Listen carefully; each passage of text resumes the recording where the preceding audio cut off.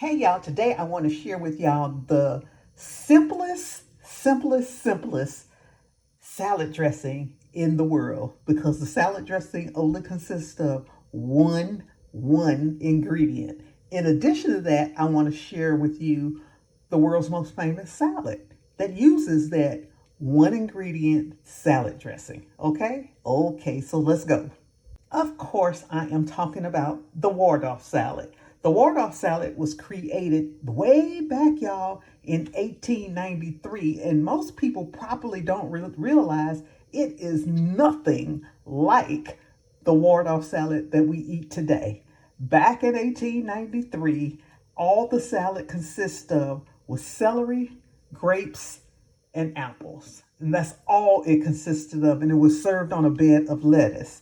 And the salad dressing used for the salad was just mayonnaise. That's all. So it was mayonnaise that was tossed. It was these fruits and vegetables that was tossed in mayonnaise and served on a bed of lettuce. Now today I'm going to use the apple out of my tree because I'm so excited. I got apples on my tree and I beat the squirrels to them this year. I normally get apples every single year, but the squirrels beat me to them. And for whatever reason, I guess the squirrels got my neighbor's garden to feed off of. So they're not bothered by apples. So I'm snatching these apples and I'm going to make the salad with these apples. I got some green grapes. I got a little celery and I'm going to put it on the top on a bed of romaine. And the salad dressing was just mayonnaise, y'all. It was just mayonnaise. That's all that was in the original Waldorf salad. So the salad was created in 1893 by the executive chef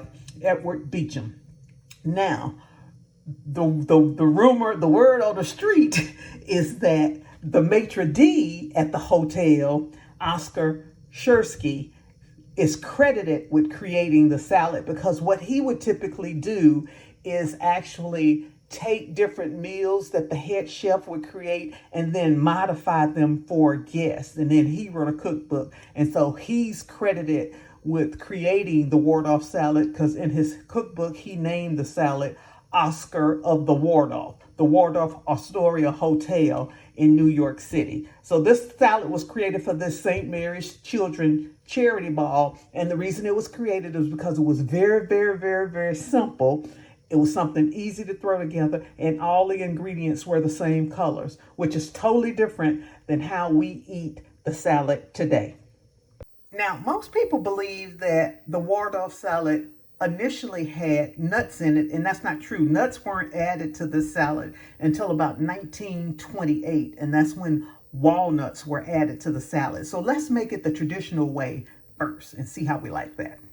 This is how the salad was traditionally served. It was just grapes, celery, apples tossed in mayonnaise, probably with a little salt and pepper on it, served on a bed of lettuce. So this is the original Waldorf salad. It wasn't until later on, 1928, to where nuts were added. And then, of course, we can't leave nothing alone. So, we started having all kinds of variations. We started adding red apples and we started adding red grapes. And then we started adding a combination of red grapes and green grapes. And then we started adding chicken to it, and then turkey, and then raisins. And then instead of mayonnaise, we season the mayonnaise and make like almost an aioli and toss the salad in that. And then sometimes we toss it in yogurt. So there are variations of it. But here's the question I have for you, because I believe if a dish is a signature dish, you really can't call, in my mind, variations of that dish the same thing. To me, it's a variation or a modified version of. So once we add nuts to this, in my mind, it's a modified version of the classic Waldorf salad. So to me, this is, with the walnuts added, this is a modified version of the Waldorf salad, whereas the Waldorf salad was the base, and then we elected to modify it back in 1928 and add nuts to it. But now we've added so many things to it. I don't know if you've ever been to the Whole Foods store where they basically got a chicken sandwich that is basically the Waldorf salad with chicken added to it, and then they put it on bread for you. They use red grapes in their version. There's versions with turkey. And like I said before, there's a version with a yogurt dressing versus a mayonnaise dressing for those people who don't want to use a lot of mayonnaise. I'm not really a big super mayonnaise person either, but I wanted to present this original version of the Waldorf salad just so you know the history. And this is a clear-cut example of actually how I want to try to share with you the things that I've discovered. In, like I said in previous videos, I've got over 100 cookbooks in my home, and I've been reading the cookbooks every couple of weekends or so, and some of them are as old as me, okay? Some of them are in their 60s, and going back and looking at some of those old recipes and the old ways that we used to do things, it brings to mind to me that these are the basic things that young cooks need to know and understand, so that then they can take that basic knowledge and modify it to however they want to use a recipe to feed their young family. That's what this is all about. This whole salad dressing series is to share with you the basics, and then you take those basics and modify them any way you want to. And those things are actually helping you learn how to cook and prepare meals for your family, okay? Okay, that's all I got for y'all today. I want to encourage y'all to watch the next video in the series, and it'll be up there on the right hand side. And I was just excited because I really wanted to share how this salad was created, how it was modified, and how we use it in modern days. And no telling what's going to happen with this salad in the future. But of course, everything that I show you in food, I eat because I'm an empty nester. So I'm getting ready to enjoy this salad, and I hope you go out and enjoy your day. I'm Val Taylor. I will see y'all on the next video. Y'all go out and make it a great day. Bye now. Oh my God, for the record, y'all, adding a little cayenne on top of this.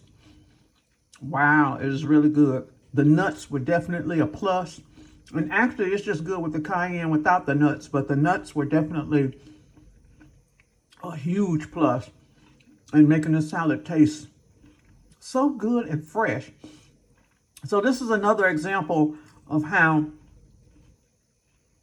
you can introduce your family, especially your children, to different fruits and vegetables on an easy way. You kind of ease them into them so that they will start enjoying them, because you can definitely enjoy the celery here. Duke's mayonnaise is really good mayonnaise, and I'm not really a big mayonnaise eater, but it has enough sweetness to it and enough smoothness to it so it doesn't feel heavy on you. So it's really, really, really a good mayonnaise. I'm getting ready to get down. Y'all go out and make it a great day. You could also throw this into this part of the romaine lettuce and eat it as a lettuce wrap too. That's good and healthy. Your kids will enjoy that. Okay, I've said enough. Bye now. I did it again, y'all. I always think when I turn off the camera that one salad is going to be enough. It wasn't. I'm sitting here writing my article for my Substack. It's going out tomorrow. And I decided to make me another one. But this time, instead of laying it on a bed of lettuce, I just tore up the lettuce and put it in the salad. But these classic salads are really, really good. So I want to encourage you to make you some, because this is my second go round. All right. Bye now.